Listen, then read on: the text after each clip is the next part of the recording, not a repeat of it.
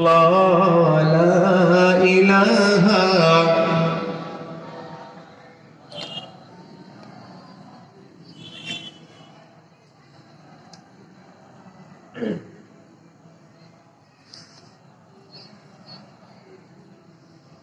لا إله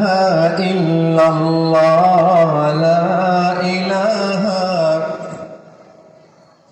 আল্লাহ নামে জিকির করবে যারা আল্লাহর কাছে প্রিয় তারা আল্লাহর কাছে প্রিয় যারা জান্নাত প্রবেশ করবে তারা লা ইলাহা জোরে লা